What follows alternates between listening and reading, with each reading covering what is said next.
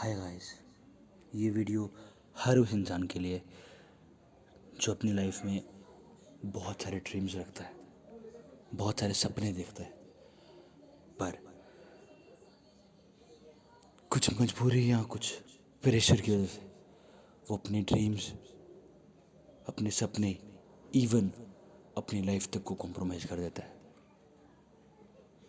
हमारे आसपास बहुत से ऐसे लोग हैं जो इन सब सिचुएशन से निकल रहे हैं। सो आई होप ये वीडियो उन लोगों को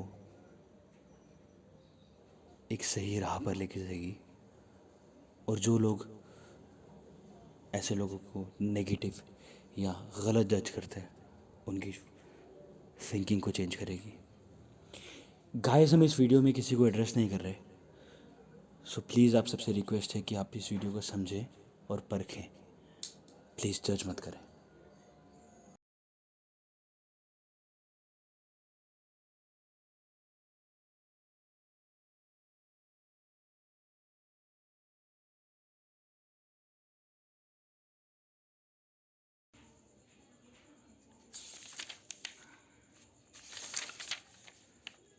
दाल ये मैथ बहुत टफ है यार, मुझे तो समझ नहीं आला।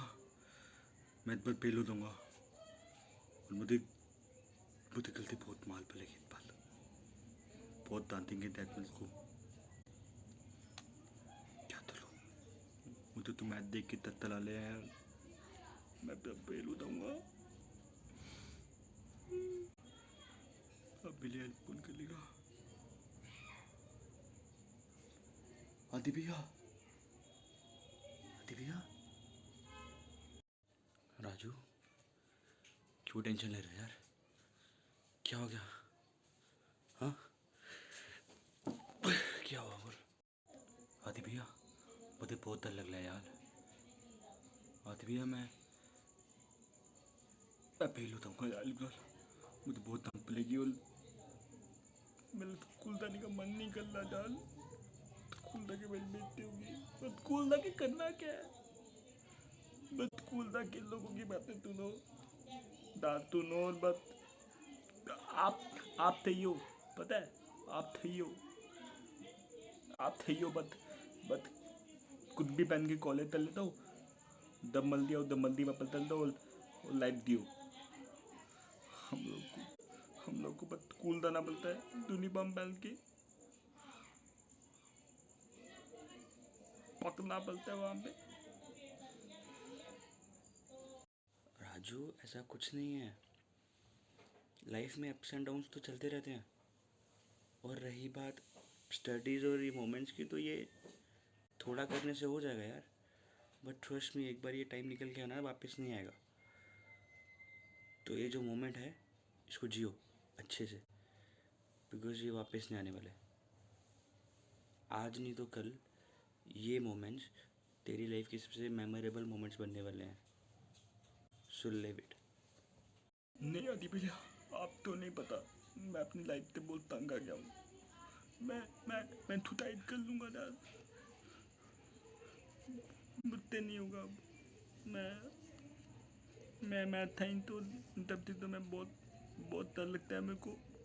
डैड पापा डांटेंगे यार, और आप लोग भी गुस्सा करोगे अगर मैं फेल हो गया तो। राजू, तुझे कोई नहीं डांटेगा, कोई कुछ नहीं कहेगा। I promise, trust me. बाकी रही बात तेरे कॉन्फिडेंस की और ये सुसाइड रेट की, तो मेरे पास तेरे लिए एक स्टोरी है, सुनेगा? चल। तो राजू, ये स्टोरी सक्षम की है, जो हमारी तरह एक नॉर्मल बच्चा है, जो अपनी लाइफ में स्टडी में इतना अच्छा नहीं था, लाइक एक एवरेज स्टूडेंट था। तो इस वजह से उसके टीचर उसको खास पसंद नहीं करते थे।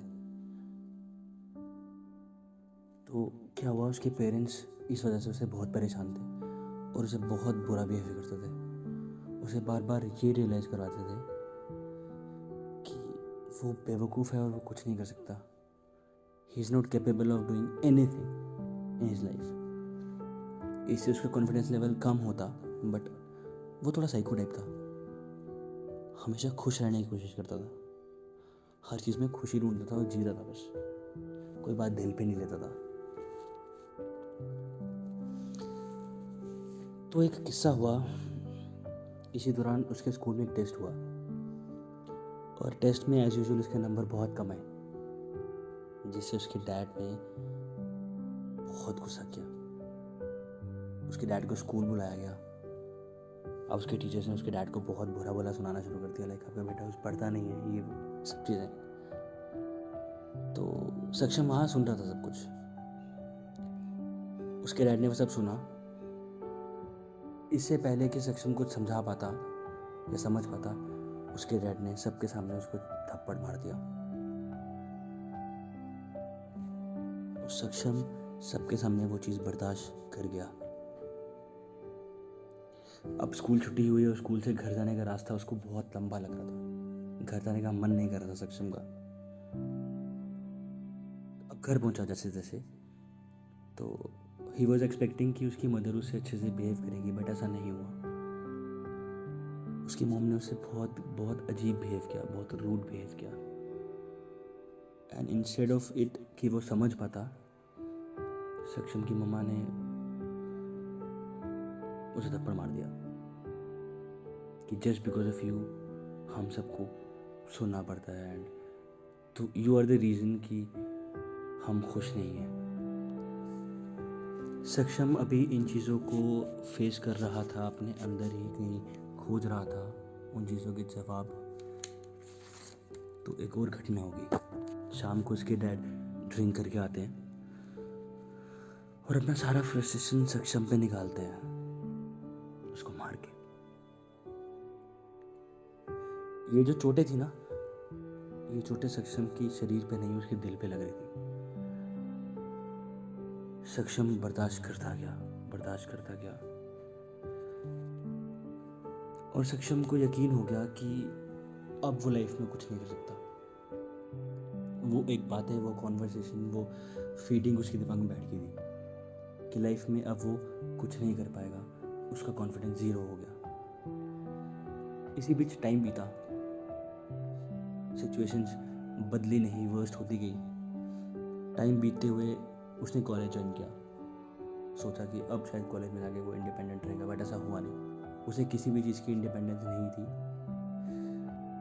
तो इसी बीच वो एक लड़की से मिलता है, एक लड़की जो ड्रीम्स देखती थी, वही ड्रीम्स जो कभी सक्षम देखा करता था, वो ड्रीम्स जो सक्षम पूरे करना चाहता था बट नहीं कर पाया बिकॉज वो उस थॉट प्रोसेस में नहीं था। उस लड़की ने उसे वो ड्रीम्स दिखाए, उसके वो दबे हुए ड्रीम्स को रियलिटी में बदलने की कोशिश की। वो डरता था बट उसने सपने देखना शुरू किया वापस से।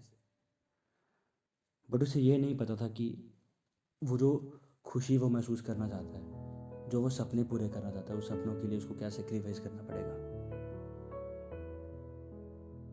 यही हुआ। सक्षम ने अपनी आप की नज़रों में गिरना शुरू कर दिया। वो उस रिलेशनशिप में खुद की नज़रों में गिरने लग पड़ा। और एक दिन ऐसा आया कि सक्षम घुटने लगा, अपने आप को कोस कोस के थक गया और उस लड़की ने उसे छोड़ दिया। अपनी लाइफ में वो और बर्दाश्त करने की हिम्मत में नहीं था। तो उसने फिर सोचा कि अब संभालने का एक ही तरीका है खुद को, कि मैं एक जॉब ज्वाइन कर लूँ, जिस जॉब में मैं इंडिपेंडेंटली सेटिस्फाई हो जाऊँ, खुद से इंडिपेंडेंट होके खुद की नज़रों में खुद को एक लेवल तक ले जाऊँ ताकि मैं खुद खुश रह पाऊँ। लेकिन ऐसा हुआ नहीं। उस ऑफिस के जो एम्प्लॉयज़ थे वो सक्षम की मेंटल स्थिति से वाकिफ़ नहीं थे। उसकी मेंटल सिचुएशन किसी को पता नहीं थी। वो जाने बिना उन्होंने सक्षम को बुली करना शुरू किया, सक्षम से माइंड गेम्स खेलना शुरू किया, क्योंकि सक्षम समझ नहीं पाया। ये फ्रस्ट्रेशन लेवल कम होने की बजाय बढ़ता गया और इतना बढ़ गया कि सक्षम नेगेटिव होता गया। और अपने आप में कहीं खो गया। उसका शेड्यूल ऐसा बन गया था कि सुबह से शाम तक सक्षम को सिर्फ ऑफिस में खेलना पड़ता था। ऑफिस के बाद वो घर आकर पापा की डांट सुनना रोज़, और बीच में जो टाइम होता था ना just to think about the relationship. उसकी लाइफ इतनी मेसी हो गई थी कि वो समझ नहीं पा रहा था कि मैं क्या करूं।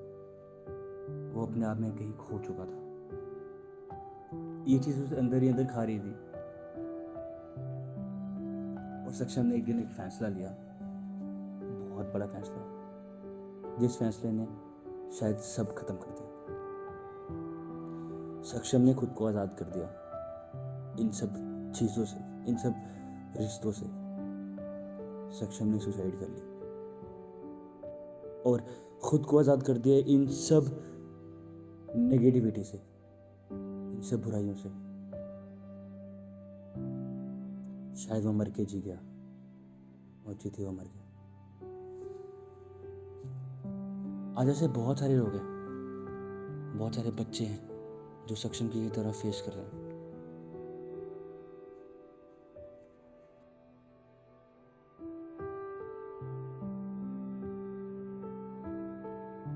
तो Raju, just be happy for what you have.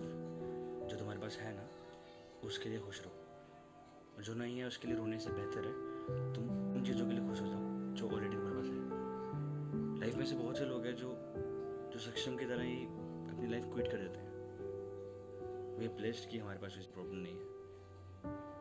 तो इसीलिए जस्ट बी हैप्पी और live your life. Her moment को जियो और खुश रहो। समझ गया? चल चल। आदि भैया, तो अमित करता हूँ, मैं आज के बाद कभी भी तू के बारे में नहीं सोचूंगा। मैं बस लाइफ के लिए ना फाइट करूँगा तेरे और अपनी लाइफ को खुद ही दूंगा। थैंक यू आदि भैया, तोले बहुत अच्छी